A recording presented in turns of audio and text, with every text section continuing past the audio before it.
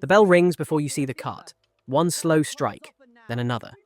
The sound drifts through the narrow street and lingers in the air like smoke. The smell comes next. Rotting food, human waste, damp wood, and beneath it all, something sickly sweet that settles into your throat. A man walks beside the cart with his head down, ringing a handbell to warn anyone still outside. He does not look inside. No one does anymore. The cart moves on, its wheels slick from the streets, disappearing into the dark. You don't die in battle here. You die behind a closed door while the city listens from the other side. But the real danger is not just the sickness. It is what happens when a crowded city realizes it is trapped with it. Look closely. This is London, 1665. The year the Great Plague turns England's capital into a sealed labyrinth of fear and death. Nearly 500,000 people are packed into a medieval city already stretched to its limits, and once the sickness takes hold, escape becomes a privilege most do not have.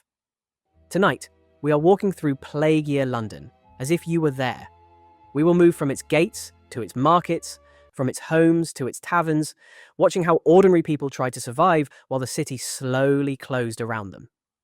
By the end of this journey, you will understand why surviving the plague depended less on medicine and more on class, crowding, and timing. The question is simple. Would you survive it? London in the mid-17th century is loud, compressed, and vertical. Houses rise several stories high, leaning toward each other until the upper floors nearly touch. Streets are narrow, uneven, and dark even at midday. Waste flows wherever gravity allows it to go. Most Londoners are poor. Labourers, apprentices, servants, dock workers. They are paid by the day, sometimes by the task. If they do not work, they do not eat. There are no savings, no safety nets, no spare rooms. There is no understanding of bacteria or infection. Disease is blamed on bad air, divine punishment, or invisible vapours. When sickness appears, the city responds with force, tradition, and fear. And now, the plague has arrived. At the city gates, arguments break out daily. Guards shout at travellers waving papers and coins, begging to pass. Some want to flee, others demand entry, unaware of what waits inside the walls. Official notices are nailed to wood, listing new orders as fast as they can be written. Travel restrictions tighten, gatherings are discouraged, houses are watched. The wealthy are already gone. Merchants with country estates left quietly weeks earlier. Influential physicians vanished without announcement. What remains is a city of people who cannot afford to leave and cannot afford to stop working. Rumours spread faster than the disease. People whisper about swellings in the groin and under the arms, about fevers that bring delirium, about black marks that appear just before death. Soon the bells ring from morning until night. Markets stay open because they must. London cannot survive without food moving through it. But the crowds feel different now. People stand farther apart when they can. Hands hesitate before touching bread or meat. Food hangs uncovered. Flies swarm freely. Ale is watered down. Flour is stretched with fillers. Prices climb sharply as supplies thin, and arguments break out over scraps. Hunger arrives before sickness for many.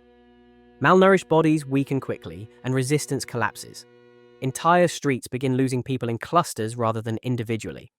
The plague does not move evenly through London. It follows poverty. Would you survive on what you could afford here? London has no true sewer system. Chamber pots are emptied into gutters. Rain spreads waste through every street.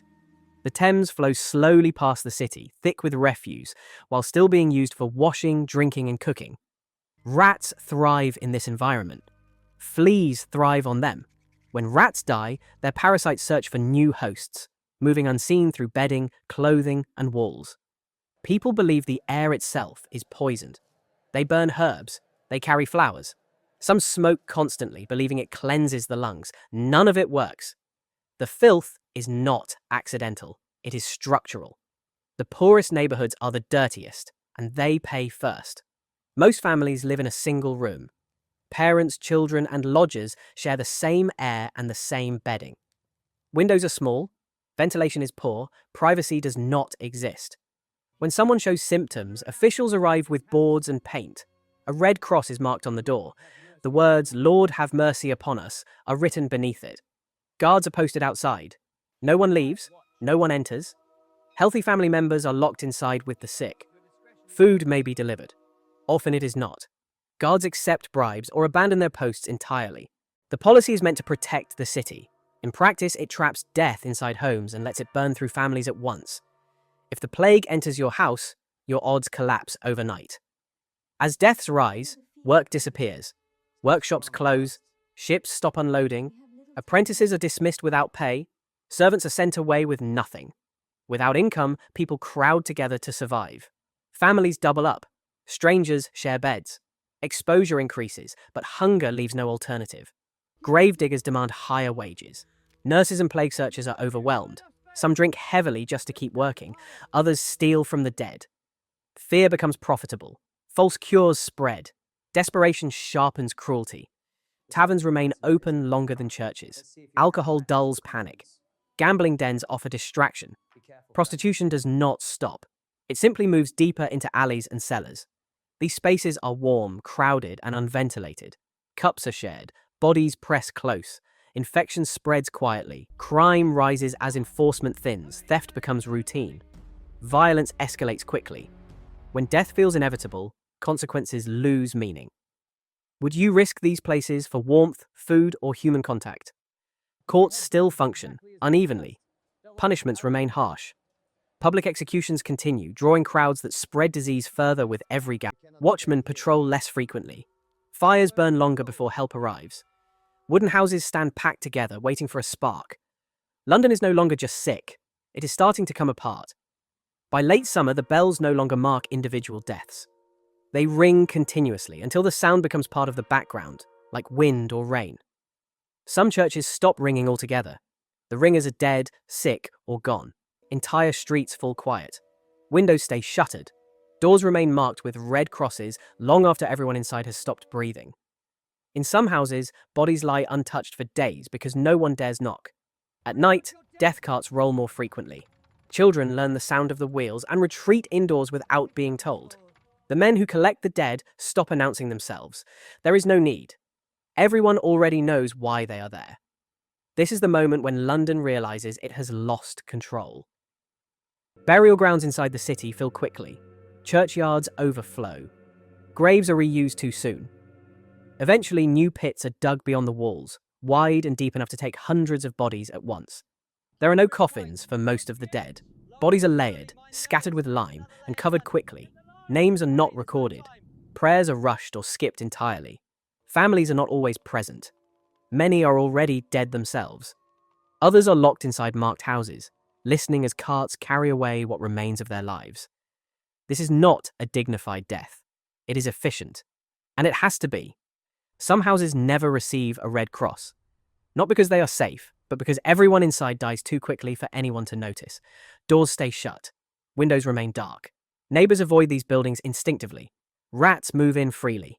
Fleas spread outward, searching for new hosts. London becomes a patchwork of sound and silence. One street still arguing and trading, the next completely empty. Would you know when to run, or would you stay too long?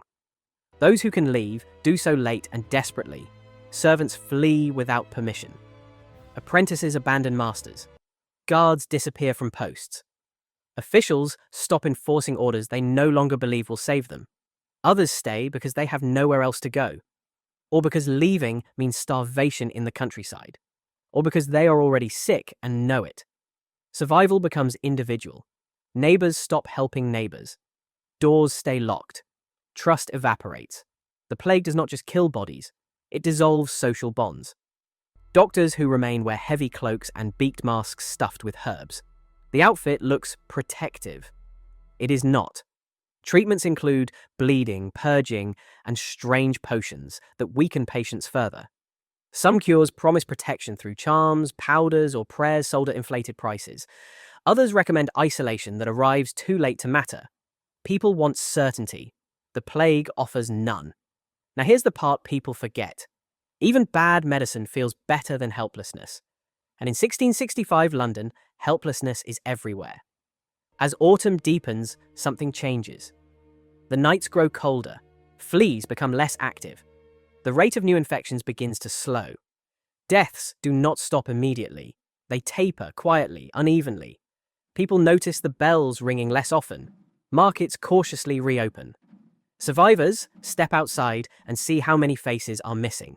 The plague does not end with celebration. It ends with exhaustion. Step back, and the pattern is clear. London is not destroyed by the plague alone. It is destroyed by how the city is built and who it is built for. Density accelerates spread. Poverty concentrates risk. Containment policies protect trade and order more than families. The wealthy escape early. The poor absorb the consequences. Locking houses slows movement but traps death inside. Delayed restrictions allow the disease to seed itself everywhere.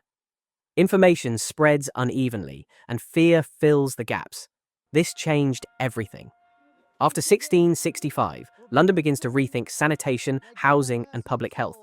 But those lessons are paid for in mass graves and sealed doors. The city survives by sacrificing its most vulnerable. By winter, London feels hollowed out. Shops reopen beside abandoned homes. Children play in streets where entire families once lived. New tenants move into rooms without asking who died there. Some survivors prosper. Labor shortages drive wages up. Opportunities open for those still standing. Others carry scars that never fade. Memories of locked doors, of carts in the night, of bells that would not stop ringing. The city moves forward because it has no choice. Look closely, and parts of this feel familiar. Crowded cities, unequal risk, early exits for those with resources. Delayed action justified as necessity. London in 1665 teaches a brutal lesson. Survival is not only about avoiding disease, it is about where you live, how much you earn, and when the system decides you are expendable. Beautiful in its endurance, brutal in its cost. Would you survive Plague Year London? Comment below with the next city and year you want to walk through, and whether you think you'd make it out alive.